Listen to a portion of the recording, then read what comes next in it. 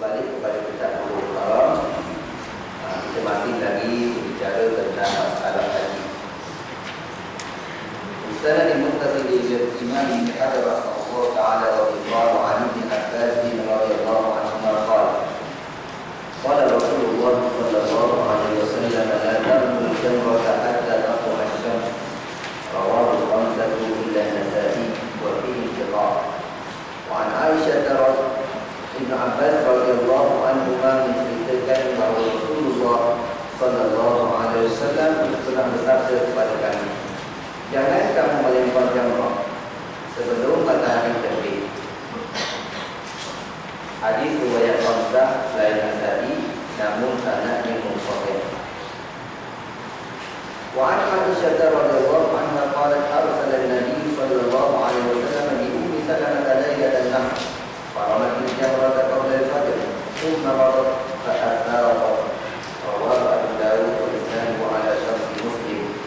Aisyah radhiyallahu anha menceritakan bahawa Nabi sallallahu alaihi wasallam memberangkatkan Ummu Salamah di malam hari raya Kurban. Dari Ummu Salamah melempar jamrah sebelum fajar, kemudian berangkat ke Mekah untuk melakukan tawaf ifadah. Hadis riwayat Abu Daud, namun sanadnya dengan syarat Imam Muslim.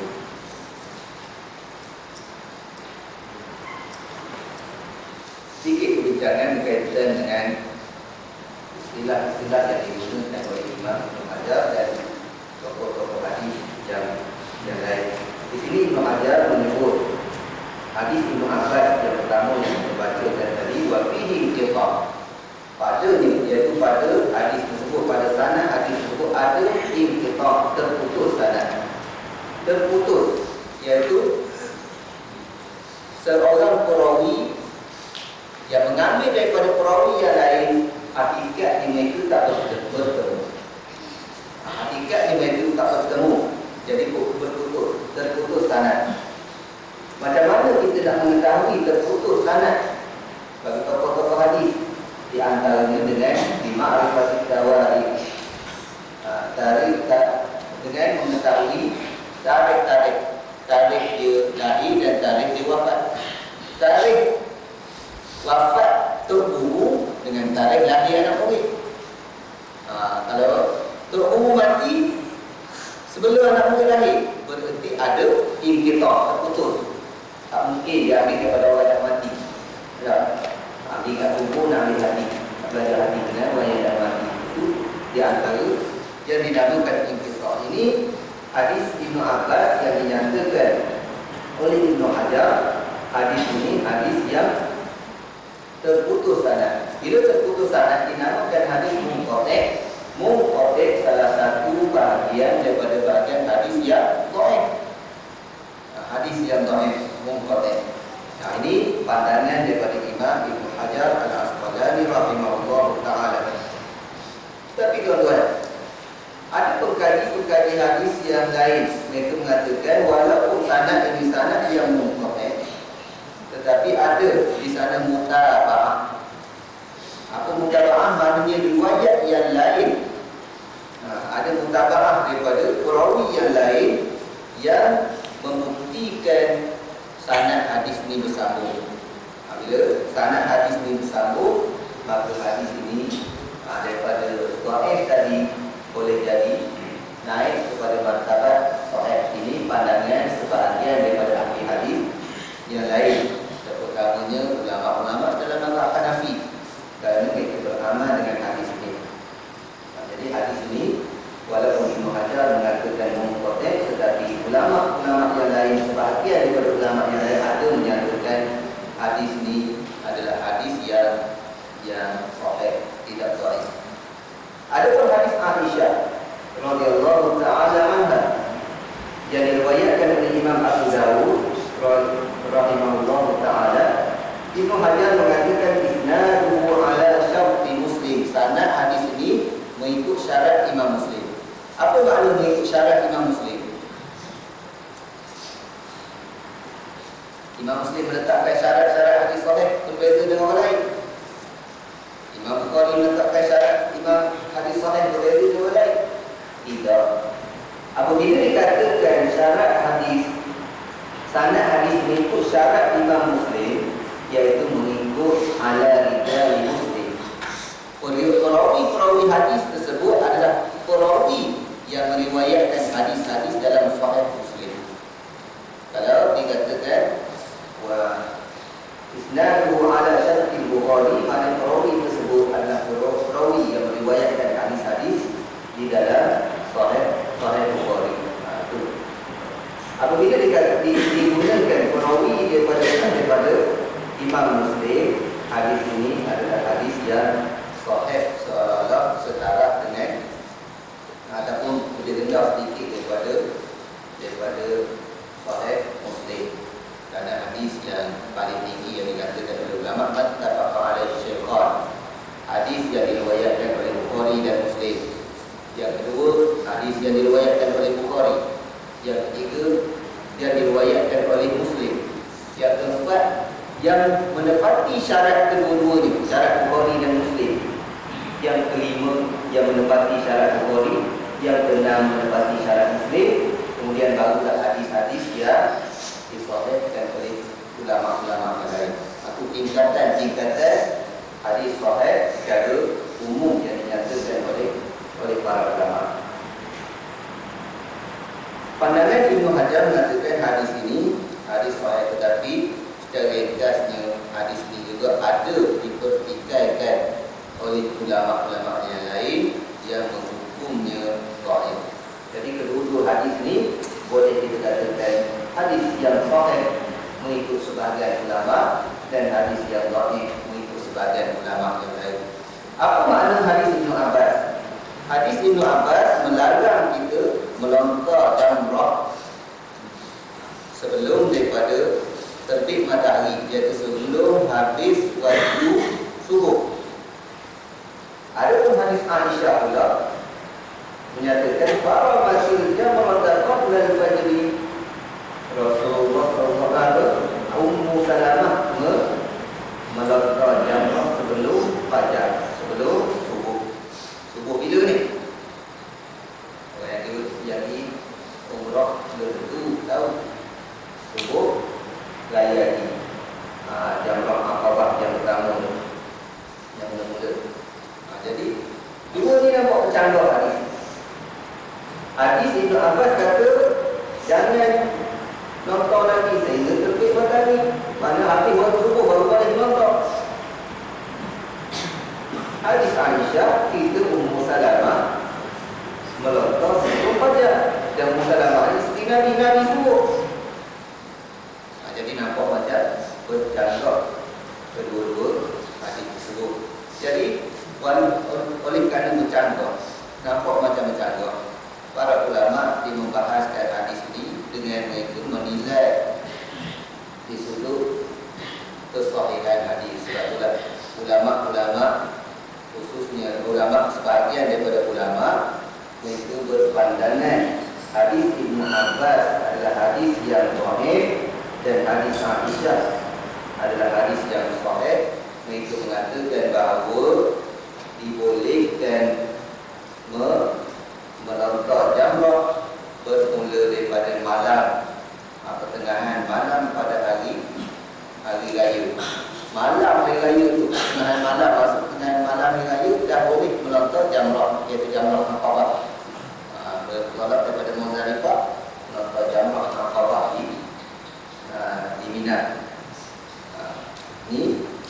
Inilah pendapat yang dipegang oleh mazhab Syafi'i dan Hanbali.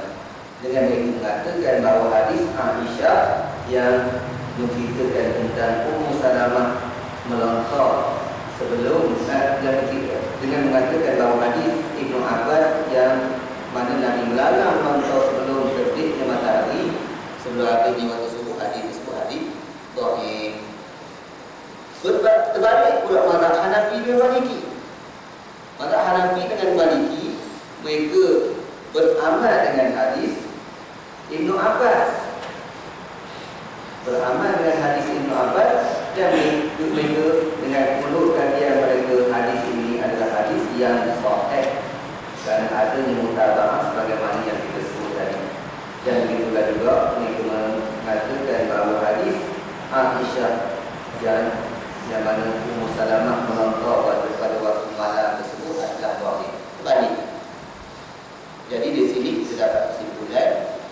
khilaf ulama di sini berpunca daripada apa? Berpunca daripada khilaf dalam kajian mereka terhadap hadis.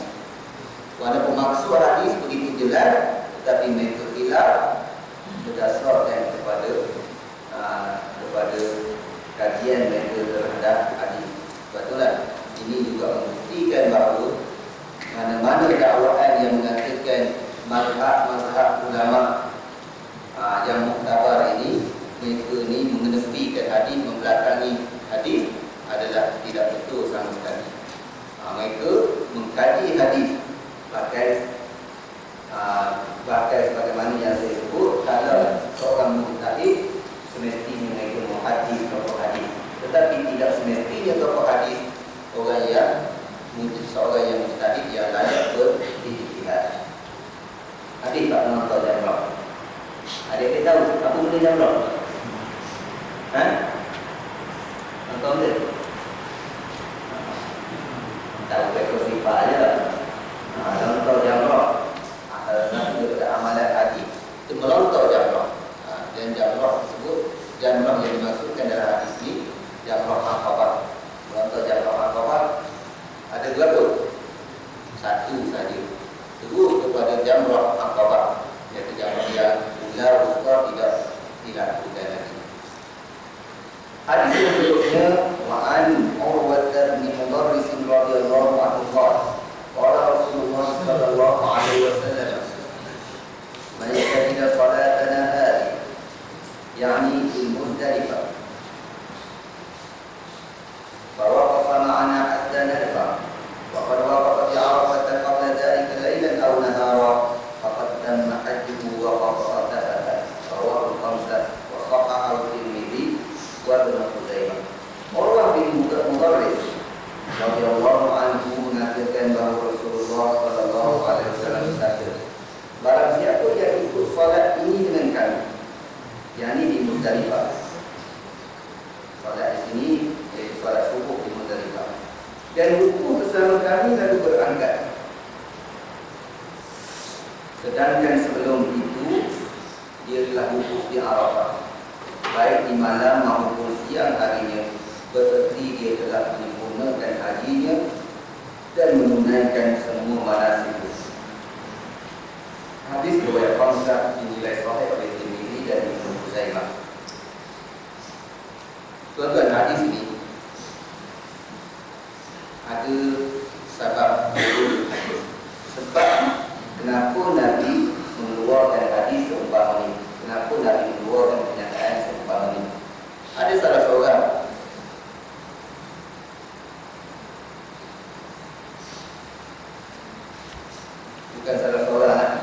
Urwah bin Mudarris sendiri, dia datang bertemu dengan Nabi sallallahu alaihi wasallam, berkumpul dengan Nabi di Muzdalifah nak buat haji. Dia datang daripada kabilah Tayyib, dari kabilah yang agak jauh sikit, sampai lewat tak ada nak wukuf di Arafah. Dia terus ke Muzdalifah, jumpa Nabi di Muzdalifah, dia tak wukuf. Jadi dia tanya Nabi sallallahu alaihi wasallam, "Fa hal li min haji?" Adakah aku ni dapat haji wahai Rasulullah? Aku wukuf tak ada sampai subuh, sampai di Muzdalifah dah habis dah masa wukuf. Lalu Nabi kata, siapa yang sembahyang subuh di Muzdalifah ni, sebelum daripada itu mereka wukuf dulu di Arafah. Sebelum daripada itu barulah sempurna haji.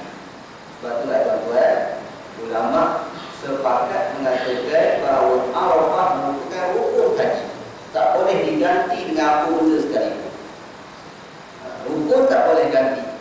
Adapun wajib haji boleh ganti dengan dam.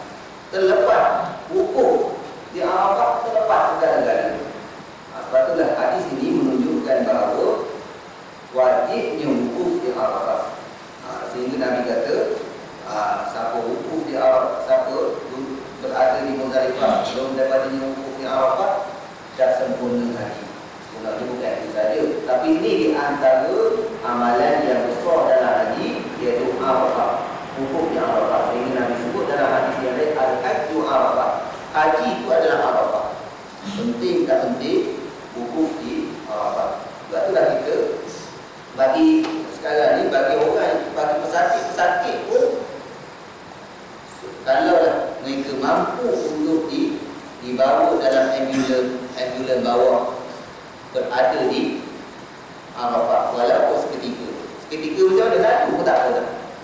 Mesti lalu juga, mana tubuh badan ni mesti berada di Arafah walaupun tak pijak tanah, tak apa. Tidak disyaratkan pijak tanah, tapi disyaratkan berada di Arafah. Jadi tak terlepas Arafah, terlepas dah haji dan tidak dapatkan haji. Itu maksud hadis ini. Bukan kata 3 ni saja yang perlu dilakukan. Tidak ada ulama menyatakan bahawa 3 ni saja Muzdalifah, 2 ni saja Muzdalifah dan Arafah, bermakna wukuf di Arafah dan bermalam di Muzdalifah. Bukan 2 ni saja. Ada lagi yang lain, tapi ini sebahagian yang menunjukkan kesempurnaan hadis. وعن عمر رضي الله عنه قال إن المشركين كانوا لا يفيقون حتى تطلع الشمس ويقولون أشرق سبيل وأن النبي صلى الله عليه وسلم خالفهم ثم أفاق قبل أن تطلع الشمس رواه البخاري. Umar radhiyallahu anhu menceritakan bahawa dahulu orang-orang musyrik tidak pernah bertolak sebelum matahari terbit. Dan mereka sentiasa mengatakan, cepat terbitlah kamu dari bukit Tabir. Maka Nabi SAW mengambil sikap yang berbeza dengan mereka. Untuk itu baginda berangkat sebelum matahari terbit.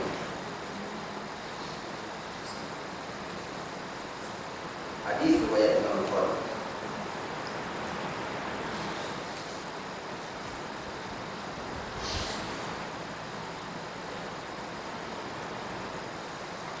Dalam hadis ini ada beberapa pengajaran. Pengajaran yang pertama, bahawa Nabi SAW seringkali melakukan perkara-perkara yang menyalahi adat-adat dulu orang jahiliah. Orang jahiliah buat ini, Nabi sebut lawan. Di antaranya apa yang Nabi sebut? Khaliful musyriki, khaliful Yahud. Lawanlah. Tidaklah kamu menyalahi orang Yahudi. Apa dia? Menyalahi orang Yahudi dengan kita mencukup ataupun menimpikan, memotong besar dengan kita meninggalkan infak oleh harta, meninggalkan yang buruk. Itu antara pesanan daripada Nabi SAW. Banyak perkara yang disebut, hadis-hadis yang menyebut kita melakukan perkara yang bercanggah dengan orang-orang yang bukan Islam. Pertama, adat-adat yang buruk. Tapi satu penyakit masyarakat kita sekarang ni, kok yang barat pula dia suku sangat tak. Tengok kepok lah, gila. Mari kepok gila betul. Sampai naik pun tak sanggup pun belum. Nak nyadap ke orang datang tu dah satu masalah. Penganjur pun dah jemput. Kemudian orang yang datang ni sampai naik pinja-pinja tak. Itu juga satu masalah. Ikut sangat adat-adat orang-orang yang bukan Islam dalam perkara-perkara yang memang bercanggah dengan Islam. Jadi di sini adat kebiasaan orang musyrikin tidak bertolak daripada Muzdalifah ke Mina, melainkan selepas matahari terbit. Api waktu subuh baru bergerak pergi ke Mina. Tapi Nabi SAW dia bergerak sebelum daripada terbit matahari lagi. Bagaimana yang kita baca tadi, Nabi sembahyang subuh di Muzdalifah, iaitu lepas subuh Nabi bergerak. Sembahyang subuh Muzdalifah, lepas subuh Nabi bergerak. Belum habis lagi waktu subuh, belum terbit lagi matahari. Dan daripada hadis ini juga menunjukkan bahawa orang-orang musyrikin Mekah dulu, di antara amalan yang masih dikekalkan oleh mereka yang diambil daripada nabi-nabi yang terdahulu, iaitu bermabit di Muzdalifah. Maknanya amalan bermabit di Muzdalifah ni sebahagian daripada amalan-amalan sejak daripada dahulu kala lagi. Bukannya bermula daripada zaman Nabi kita, bukan bermula daripada syariat Nabi kita,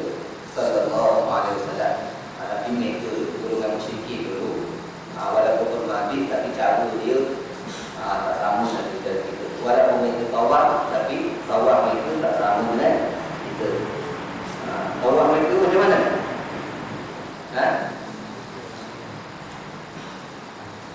Tawaf mereka dalam keadaan telanjang, kerana mereka mendakwa mereka tidak akan menghadap Tuhan dengan pakaian yang penuh dengan dosa.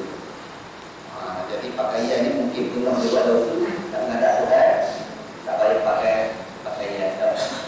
Ini amalan tawaf masyarakat jahiliyah dulu yang mereka telah ubah daripada agama asal yang dibudayakan oleh Nabi Allah Ibrahim alaihissalam.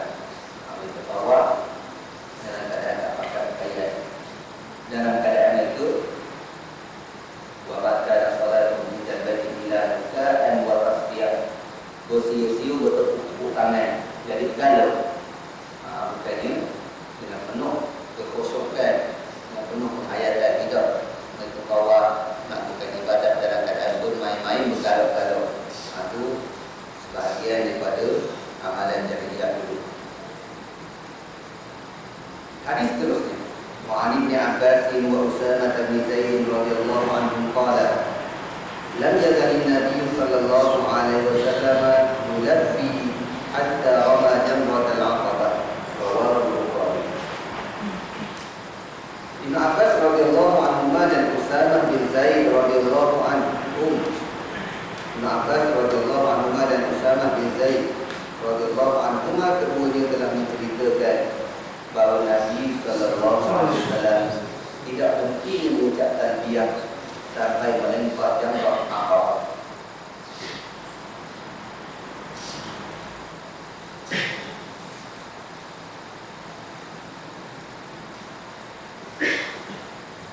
Wajar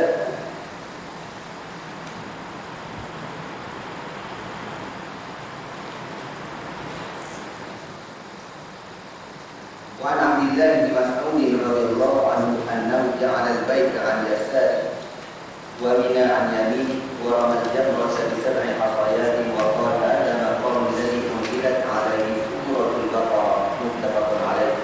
ويحيى daripada Ibnu Mas'ud radhiyallahu anhu yang telah menceritakan bahawa dia menjadikan kedudukan Ka'bah berada di sebelah kiri dan Mina di sebelah kanannya, lalu melempar jamrah dengan 7 betul batu kerikil dan mengatakan ini adalah tempat bekas surah Al-Baqarah diturunkan. Hadis Bukhari dan Muslim. Kedua-dua hadis ini merupakan hadis yang sahih. Semua hadis riwayat Bukhari, hadis Ibn Abbas tadi ada sedikit perbincangan di sanadnya. Kalau kita yang sebagaimana yang disebut di dalam Bukhari, hadis ini bukannya hadis yang diriwayatkan daripada Ibnu Abbas dan Usamah bin Zaid, tetapi hadis ini diriwayatkan daripada Ibnu Abbas daripada Usamah bin Zaid. Bukan dan Ibnu Abbas meriwayatkan daripada Usamah bin Zaid, dan Ibnu Abbas juga meriwayatkan daripada Al-Fadl bin Abbas daripada anak dia sendiri. Ini sedikit perbahasan dari sudut sanad. Tetapi walaupun bagaimana oleh kerana Ibnu Abbas di sahabat, dia meriwayatkan daripada sahabat, ini dinamakan mursal sahabi. Kalau hadis ini kita katakan hadis Ibnu Abbas tanpa kita menyebut Usamah bin Zaid, tanpa kita menyebut Al-Fadl bin Abbas, kita kata hadis ini diriwayatkan daripada Ibnu Abbas, hadis ini dinamakan hadis mursal sahabi. Kerana Ibnu Abbas tak dengar sendiri daripada Rasulullah. Ibnu Abbas bukan dia sendiri yang melihat Rasulullah buat, tetapi dia dengar kenyataan daripada Usamah bin Zaid dan anak dia Al-Fadl, yang anak dia sepupu dia Al-Fadl bin Al-Abbas, daripada sepupu dia yang melihat Rasulullah sallallahu alaihi wasallam bertalbiyah. Jadi ini dinamakan mursal sahabi. Mursal sahabi walaupun tidak, kalau kita tak sebut Ibnu Abbas ambil daripada satu, tetapi hukumnya tetap sahih. Kerana sahabat ambil daripada sahabat, ke semua sahabat kita menetapkan mereka sahabat yang kudu, yang adil, yang boleh dipercayai. Tidak ada sahabat yang kita pilih. Pilih sahabat ni, kita terima sahabat ni, kena tolak. Tak, kita terima pula tu. Yang kita, yang ulama-ulama pilih bermula di kalangan tabi'in. Kerana tabi'in tu dah macam-macam. Walaupun di kalangan tabi'in ramai yang diterima, tetapi tak mula ada orang-orang yang dikira lemah dan seumpamanya.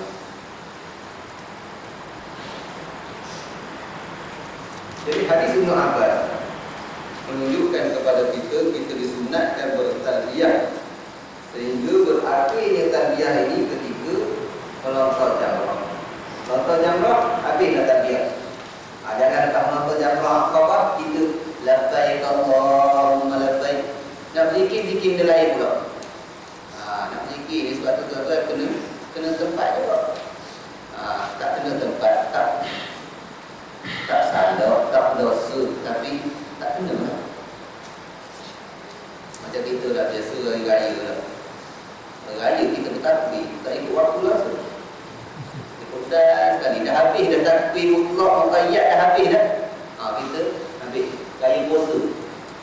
Raya puasa, bagi contoh ni kita tengok takbir mutlak. Takbir raya puasa habis dengan solat raya. Lepas solat raya habis waktu takbir. Nak zikir lain, tapi kita tengok orang takbir semacam buat majlis hari raya bertakbir. Bila? Lepas raya 6. Raya 6 takbir. Ataupun hari raya pertama ziarah rumah ni takbir, rumah ni takbir. Nak ziarah rumah nak takbir malam raya. Malam raya baru betul mengikut sunnah, kerana pada malam hari raya dinamdi adalah takbir yang mutlak. Sebebas-bebas ni tidak ada waktu. Ustaz, dosa tak kalau takbir lepas pada tak ikut waktu, dah habis waktu. Takbir tak dosa. Tapi tak kena pada tempat lah.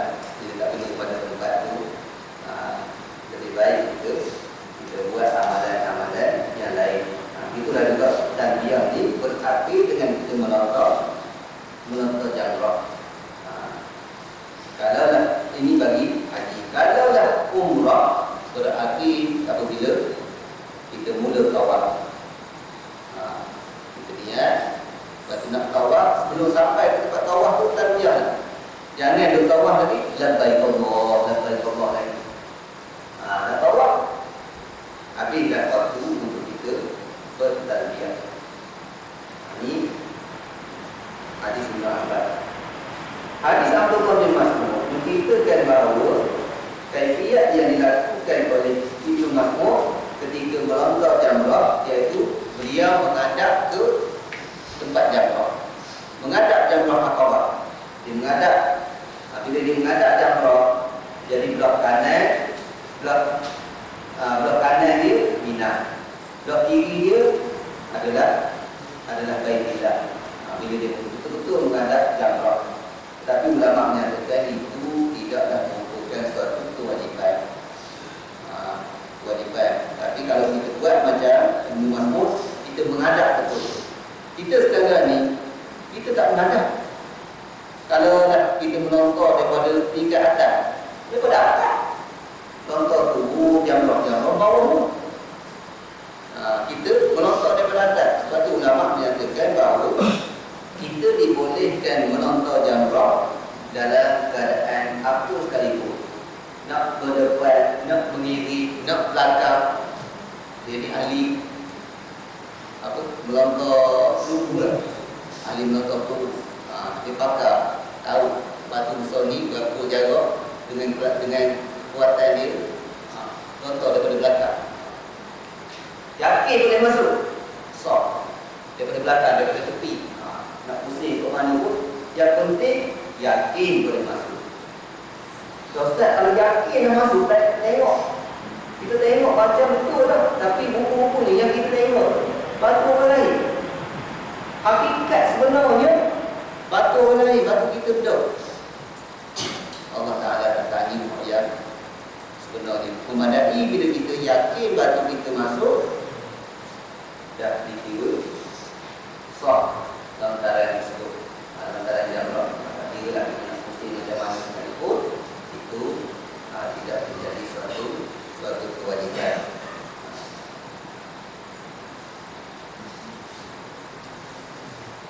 Apa? Macam mana kita nak yakin bila kita lihat batu kita itu tak mencuri kebadan atau tak terlepas, tak pelajar, tak itu, tak ini. Zaman sekarang ni zaman keluar atau payah sikit nak nonton. Zaman sekarang berbuat cukup mudah, cukup mudah. Semua di zaman sekarang ni yang sesak apa perjalanan nak pergi nonton, tiba kata nonton tu cukup mudah dah sekarang ni. Boleh duduk dekat, dia kurang sini dengan tiang tu, ataupun boleh dapat tiang ni lagi. Zaman sekarang ni walaupun musim haji, kerana musim umrah orang tak melontar.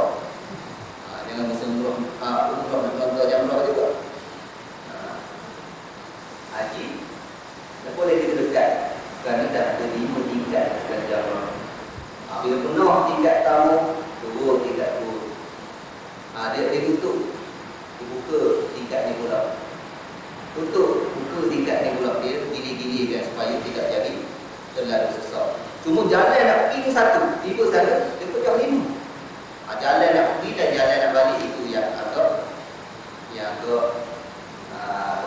sesak sikit. Tapi alhamdulillah dia buat sehala dah. Kalau zaman-zaman dulu, jadi orang nak pergi ke jalan yang sama, nak balik ke jalan sama, tu yang bertemu.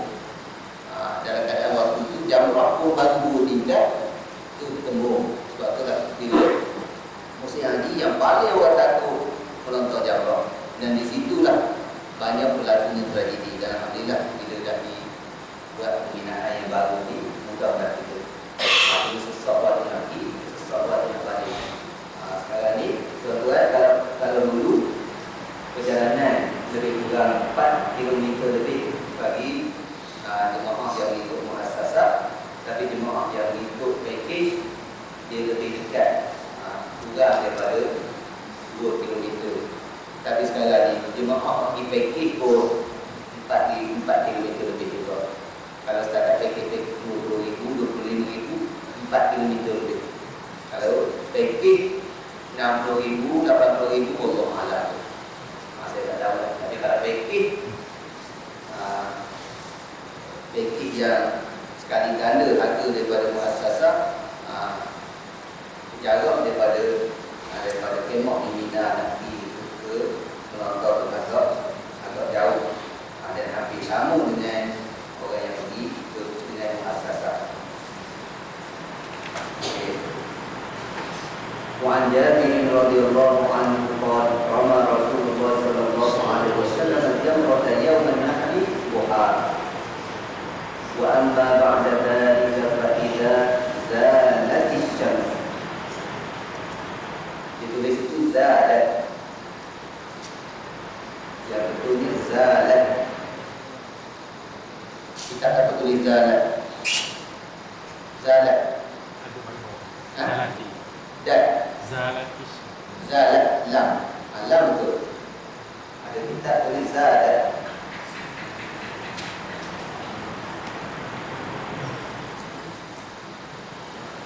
Rawal Muslim. Jabir radhiyallahu anhu menceritakan bahawa Rasulullah sallallahu alaihi wasallam melempar jamrah pada hari raya Korban di waktu duha, iaitu matahari naik setengah. Adapun sudah itu baginda melemparnya setelah matahari tergelincir. Hadis riwayat Imam Muslim.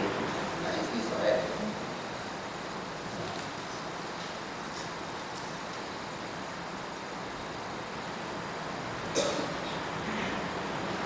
Wa 'an Ibnu Umar radhiyallahu anhu annahu kana yarmi al-jamrata ad-dunya bi sab'i hasayat yukabbiru 'ala ithri. Kalau kita saya tulis ala adari itu mana lain, ala ithri mana ba'da. Tak tulis apa? Adari.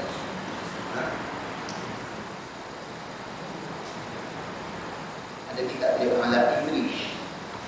Adari. Semua kali mereka.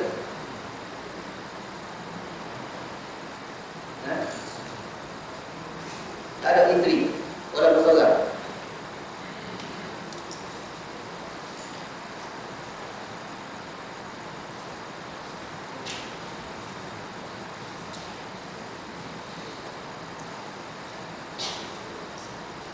Guru saya Dr. Nurti dia tulis alat isteri. Alat isteri dan roda kita karangan Syekh Alawi Maliki, dia juga mengisi sebagai alat isteri. Alat isteri dari siapnya syarat kalimah tersebut. Jadi alat tadi dua tempat. Adapun ada hitungan lagi kita tulis la'alla sawab ada isteri. Mana kita tidak berani nak mengatakan betul satu-satu alat isteri. Yukabbiru ala istri kulli hasa thumma yataqaddam thumma yufqidu fayaqumu mustaqbilal qiblah fayaqumu fayastaqbilul qiblah fayaqumu tawilan wa yarfa'u yadayhi thumma yarmi al-wusta thumma ya'khudhu dhata ash-shimali fayusqil ويقوم مستقبل القبلة ثم يدعو فيرفع يديه ويقوم طويلا ثم يرمي جمرة ذات العقبة من بطن الوادي ولا يقف عندها ثم ينصرف فيقول هكذا رأيت رسول الله صلى الله عليه وسلم يفعل. Disebutkan daripada Ibnu Umar radhiyallahu anhu menceritakan bahawa dia melempar jamrah yang terdekat, jamrah ula ataupun jamrah dunia, dengan 7 betul batu kerikil seraya mengucapkan takbir ketika setiap kali lemparan. Kemudian melangkah ke depan dan mengambil jalan datar dan berdiri menghadap ke arah kiblat seraya berdoa mengangkat kedua belah tangannya dalam waktu yang cukup lama. Sesudah itu baru melempar jamrah wusta. Kemudian mengambil jalan ke arah kiri yang datar dan berdiri menghadap ke arah kiblat seraya berdoa mengangkat kedua belah tangannya dalam waktu yang cukup lama. Sesudah itu baru melempar jamrah Aqabah dan terus lembah tanpa berdiri di situ sesudahnya, melainkan terus pergi seraya berkata beginilah cara melempar jamrah yang pernah dilihat Rasulullah sallallahu alaihi wasallam. Berkaitan dengan jamrah ni jangan tak pergi lagi suka saya sebut. Dia ada menonton jamrah pada permulaan kita sampai daripada Muzdalifah ke Mina. Jamrah mula-mula kita lontar. Jamrah ni dia ada tiga. Wusta, jamrah ula, wusta dan Aqabah atau kubra. Wusta dinamakan juga dunia. Yang kedua wusta. Ayat yang pertama ula dinamakan juga dunia. Yang kedua wusta, pertengahan. Yang ketiga Aqabah ataupun kubra. Dia ada tiga. Mula-mula kita sampai malam hari raya, kita melontar hanya yang Aqabah tadi, yang tiga. Kita lalu yang pertama tak melontar, lalu yang kedua tak melontar, yang tiga baru kita melontar. Zaman sekarang ni ada boleh malam kalau kita lalu nak melontar dia sudah dialog. Mana mula-mula sampai tu hanya jamrah yang ketiga saja kita melontar. Dan lontar tujuh anak lelaki. Ini yang dinyatakan bahawa oleh Jabir radhiyallahu anhu bahawa Rasulullah sallallahu alaihi wasallam dia melontar pada hari raya, iaitu pada permulaan sampai hari raya Rasulullah melontar pada waktu duha. Ada pun selepas daripada itu apabila setelah gelincir matahari. Selepas pada itu raya kedua ataupun hari tasyrik pertama, tasyrik kedua, tasyrik ketiga, ketiga-tiga hari kena melontar. Ketiga-tiga hari tersebut melontar ketiga-tiga jamrah. Maknanya 4 km tu kena pulang ni. Hari ni pergi balik, esok pergi balik, lusa pergi balik. Kecuali orang yang nak balik awal dinamakan nafar awal. Nafar awal dia kena 2 hari. Hari Sebelah hari bulan, dia pergi balik. Bukan bulan, pergi balik. Pergi melontok, siap melontok, dia balik dulu. Tu balik dulu, dia kena keluar daripada Mina sebelum daripada maghrib. Kalau duduk di Mina lagi, dia kena melontok pada hari yang ke-13 Zulhijjah, pada hari 13 Zulhijjah, ke-33 Jamrah lagi. Betul, ke-33 Jamrah ni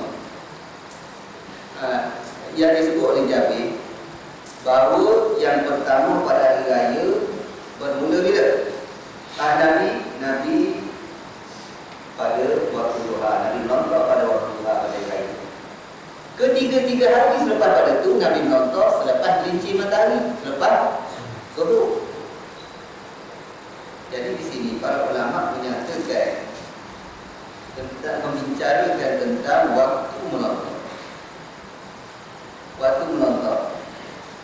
Yang pertama sekali kita dah tahu hadis tentang melontok tadi yang awal-awal kita baca kan. Sebelum subuh dah boleh melontok untuk mazhab Syafi'i. Melontok pada hari raya pula, sebelum subuh berraya, selepas daripada separuh malam. Jadi hadis ini menyatakan sunat saja melontok pada waktu duha. Yang kedua, selepas daripada hari raya, hari tasyrik 3 hari tersebut, bila mula waktu dia? Bilakah mula waktu melontok hari 11, 12 dan 13? Jelas daripada hadis ini menunjukkan bahawa bermula selepas daripada zawal gelincir matahari masuk waktu zuhur. Sebelum waktu zuhur sah tak? Tidak sah mengikut kebanyakan ulama. Tetapi yang tak sah itulah yang diamalkan oleh hampir kesemua haji jemaah haji Malaysia. Kalau ikut pendapat kebanyakan ulama tak sah. Tetapi ada fatwa daripada Imam Rafi'i menyatakan dibolehkan juga sebelum daripada gelincir matahari. Nasib baik ada fatwa ulama. Dan fatwa inilah yang dipegang oleh dakwah kita kerana melihat pada kesesatan yang melampau sangat. Kerana Arab dan orang lain memang biasa mereka tunggu selepas daripada waktu zuhur. Lepas waktu zuhur memang kita nak tunggu sampai maghrib dah, tak apa nak cari. Tapi pagi tu dia agak lengang sikit. Lengang-lengang pun bukan RM10,000. Lengang-lengang pun RM10,000 bukan tinggi. Tu lengang. Jadi fatwa yang dikeluarkan oleh Imam Rafi'i dan Isnawi menyatakan sah juga kita melontok walaupun sebelum daripada gelincir matahari. Maknanya pagi hari lagi boleh kita melontok. Ini termasuk dalam apa yang dikatakan bahawa khilaf ulama menurut rahmat bagi kita. Idza taqal amru ittasa' bila suatu perkara telah sempit sangat, Islam memberi pelonggaran. Jadi inilah fatwa-fatwa ulama, walaupun fatwa-fatwa ini kemungkinan di zaman mereka tidaklah menjadi suatu keperluan lagi. Zaman mereka taklah sesok macam zaman kita. Jemaah haji tidaklah seramai macam kita, tetapi hukum-hukumnya fatwa yang serupa ini sangat-sangat berguna bagi orang yang berada di zaman kita ni. Itu di antara rahmat bila berlakunya khilaf di kalangan ulama. Dah pendapat yang kata Nabi menonton selepas gelincir matahari, apa pula mereka jawab? Mereka kata itu yang dilakukan oleh Nabi. Tapi Nabi tidak menyebut larangan kalau buat sebelum itu. Jadi itulah di antara hujah-hujah mereka. Jadi inilah yang dipegang oleh dakwah kita berdasarkan kepada fatwa-fatwa ulama, bukannya kenyataan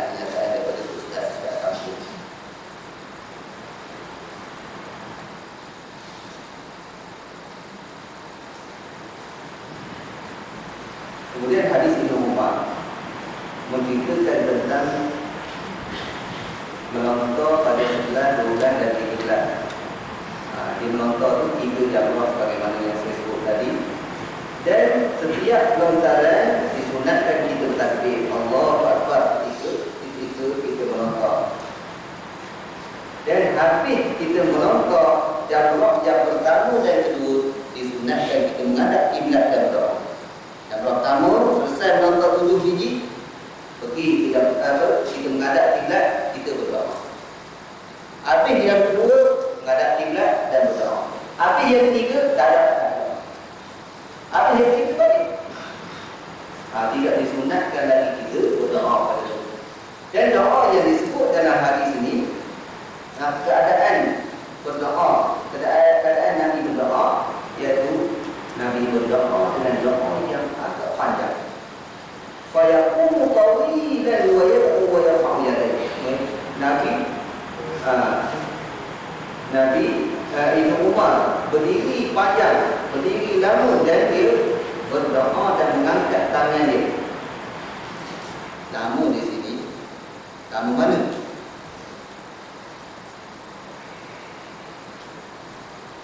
Syekh Dr. Nuruddin itu mengatakan bahawa ulama menetapkan doa tersebut menyamai lebih kurang 3/4 juzuk daripada Quran. Panjang juzuk 20 muka surat, 3/4 15 muka surat. Kalau juzuk Syekh Sudih baca setengah jam. Syekh Sudih baca setengah jam. Maknanya setengah jam 20 minit dah. 20 minit kita kurang doa pada hari itu. Tapi ramai kita ni, kalau kita duduk lama berdiri lama-lama situ, kena hambat kepada. Tapi sebab lain kita habis juga waktu kita berdoa sempat daripada menonton jamrah yang pertama, jadi namakan jamrah ula, dan selesai daripada jamrah wusta, iaitu jamrah yang kedua.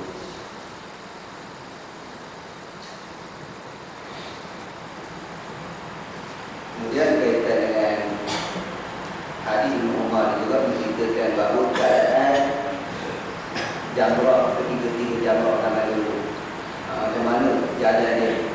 Jalan dia ada kalau jamrah Aqabah tu turun sikit ke lembah. Ada kalau jamrah wusta dengan jamrah ula tu jalan kata je. Itu zaman dulu. Zaman sekarang ni ikut tingkat je. Tak ada dah nak turun ke lembah atau tak ada dah. Kita ikut tingkat mana kita lalu kat situ. Mana tak ada tak lembah je. Lagi dibuat bangunan dan itu memudahkan hidup.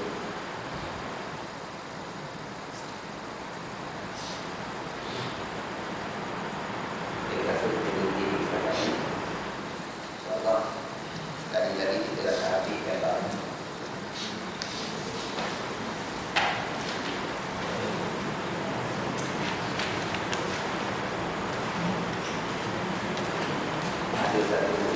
Ada soalan.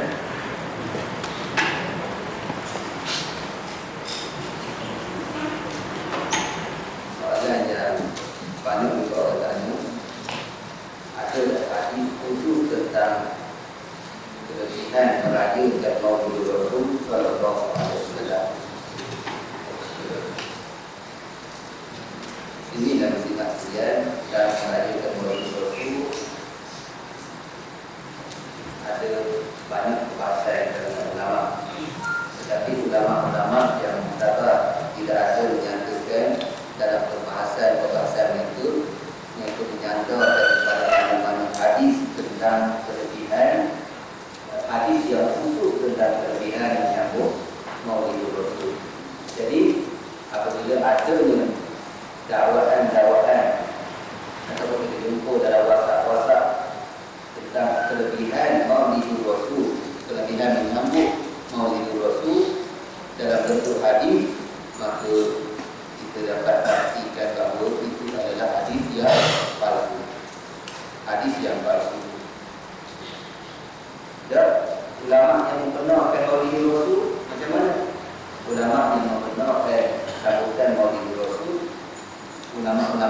Muktabar itu tidak berhujjah dengan hadis yang khusus bagaimana yang saya sebut tadi. Mereka berhujjah dengan hujjah yang umum. Di antaranya mereka berhujjah dengan ayat wadzakirhum bi ayyatillah. Peringatkan mereka dengan peristiwa yang telah ditentukan oleh Allah Subhanahu wa taala, peristiwa besar. Kalimah ayat ini disebut dalam Quran maknanya suatu peristiwa yang besar. Dan suatu peristiwa yang besar, sebagian ahli tafsir menyatakan bahawa di antara peristiwa tersebut adalah kelahiran Rasulullah SAW. Jadi kita memperingati kelahiran Rasulullah, salah satu daripada kita memperingati hari-hari kebesaran berdasarkan ayat yang umum tadi. Tapi secara khusus sebut Maulid Rasul memang tidak ada dalam Al-Quran dan tidak ada dalam hadis. Kalau ada dalam hadis yang sahih, sudah pastilah ulama tidak hilang tentang sambutan tersebut. Kemudian ada pula cerita yang bawa cerita bahawa Abu Lahab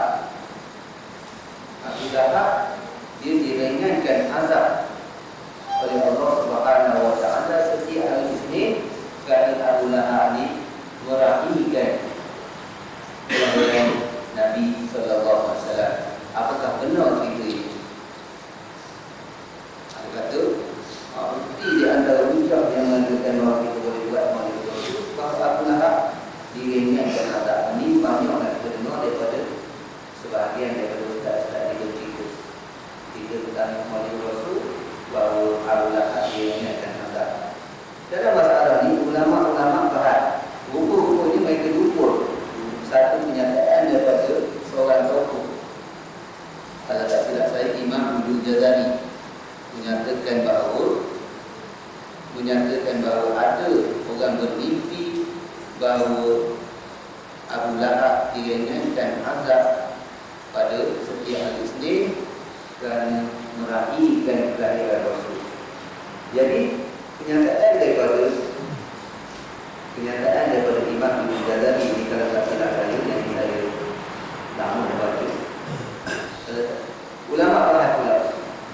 Yang pertama sekali berkaitan dengan mimpi, adakah boleh dijadikan hujah? Mimpi yang macam mana boleh dijadikan hujah? Yang itu satu masalah. Memang itu masalah yang serupa ini.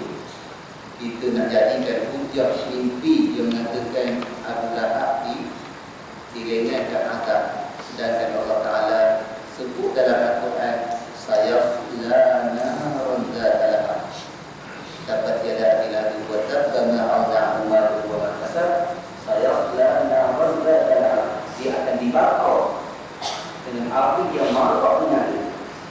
Allah Ta'ala tak kecualikan illa yawmal isnin, kecuali pada hari Isnin, dan tak ada hadis yang sahih dikecualikan.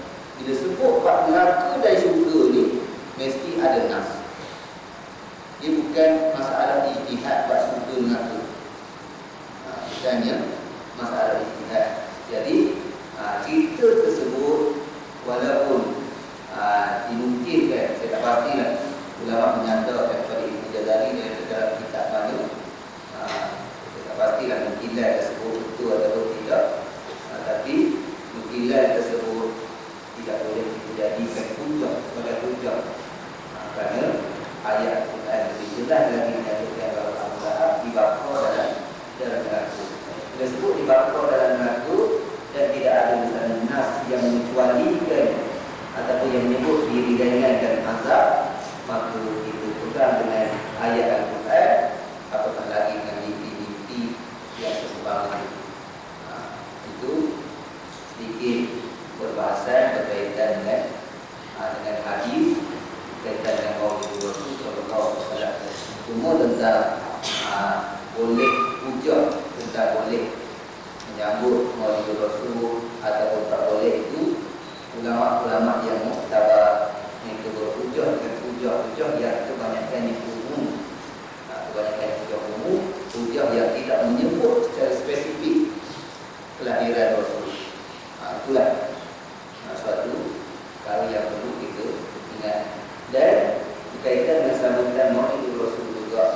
ulama-ulama yang muktabar, yang membenarkan sambutan yang kita menganggap itu bukan satu ibadat khusus, tapi satu penghormatan kita kepada Rasulullah, satu ingatan kita kepada baginda, kita meraihkan hari tersebut, tetapi kita tidak menganggap itu suatu ibadat yang khusus.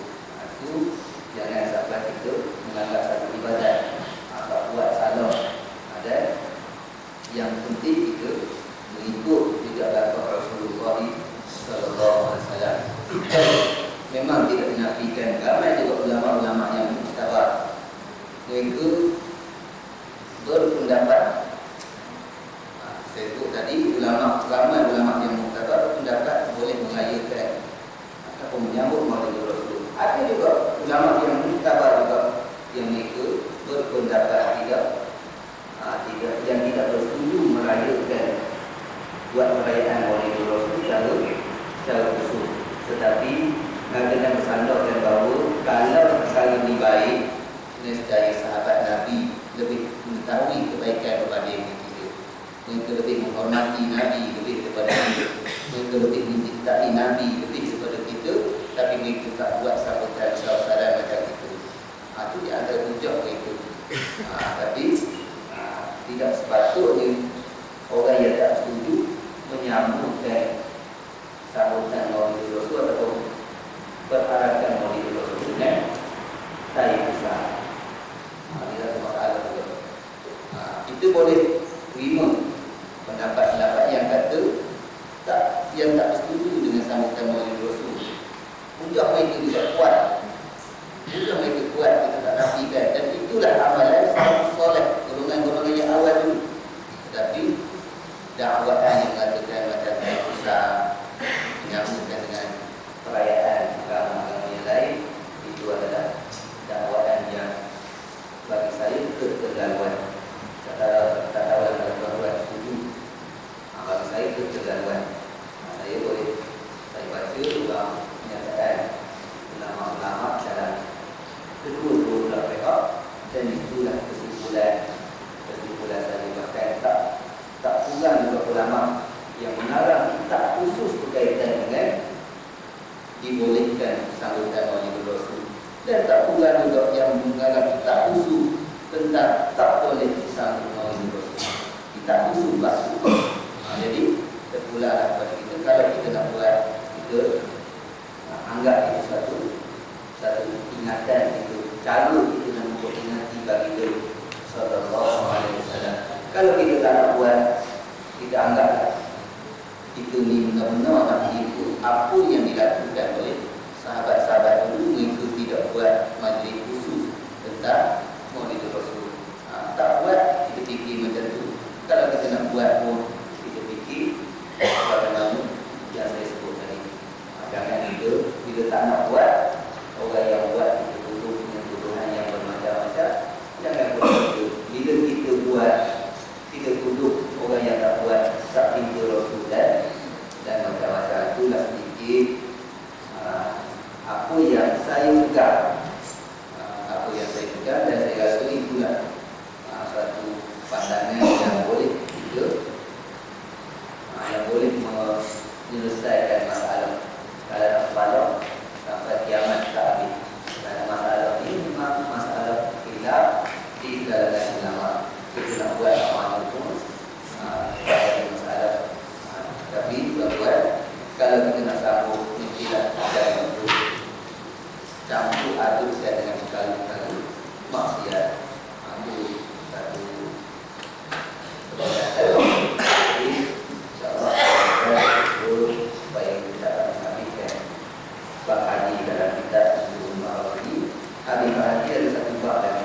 Hukum-hukumnya saya bagi dia nak ambil, itu tak sama mana. Tak pindah haji, tak ikut pindah haji, kita ikut pindah bab